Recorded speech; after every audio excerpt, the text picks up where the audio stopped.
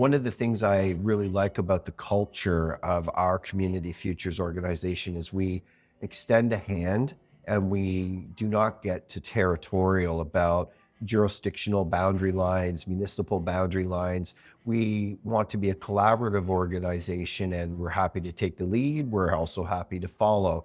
And I find that really inspiring. And I think that's what's in the best interests of the businesses we serve. Because I think, if I put myself in their shoes, the last thing I want as a business owner is to see two organizations entangled in an argument over some jurisdictional boundary that may or may not make any sense or even be relevant to my business. So this is about community, as the name would suggest, and the businesses that operate in rural Eastern Ontario often need a unique set of supports.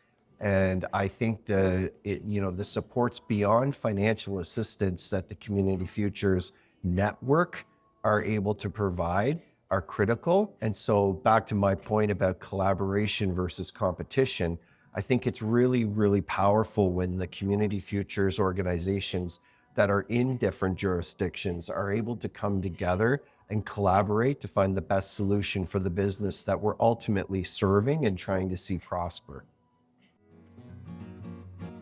Collaboration is incredibly important to getting anything done. We can't do it all by ourselves.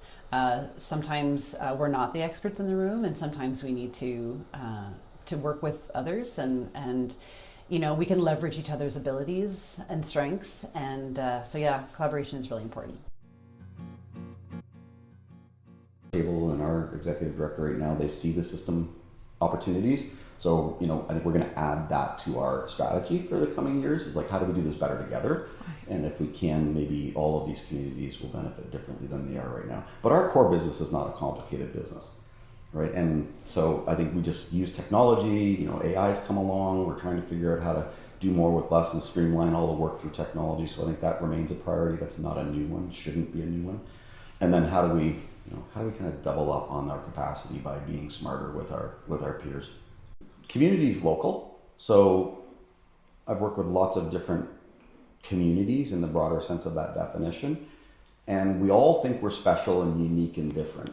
But when you zoom back out of that and you look across, the thousands of or hundreds of thousands of definition of community, and you look closely at it without the judgment and the attachment to it, we're more the same than different all the time. Right? But for some reason, we seem to spend a fair bit of time arguing those subtle differences as opposed to building off of the common that we have. So there's waste.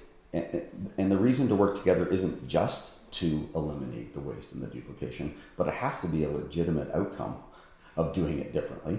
Right? So if we can save a percentage by coordinating our effort, not doing 3 of the same thing, but doing one thing and sharing that one thing, and we can invest the savings into something that enables us to, leverage that competence or do more than we were able to do before because we've saved some efficiencies. So the objective is not to save money. The objective is to liberate money to be invested in things that we can't do until we save.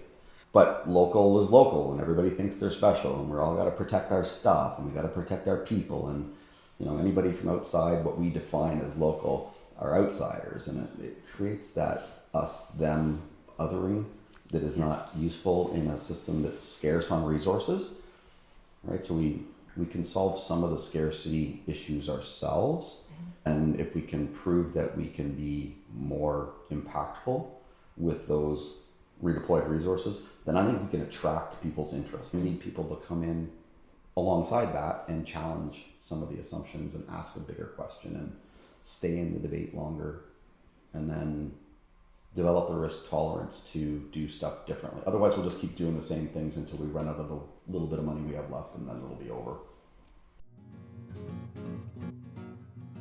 The resources that are out there, do your research, and people are actually here to help you.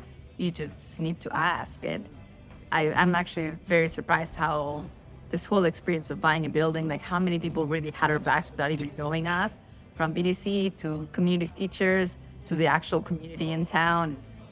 Everybody's been supportive to see us grow, and we're forever thankful because I make tacos. I don't know, I'm not a 360. It's just one day at a time and try to get all the help we get.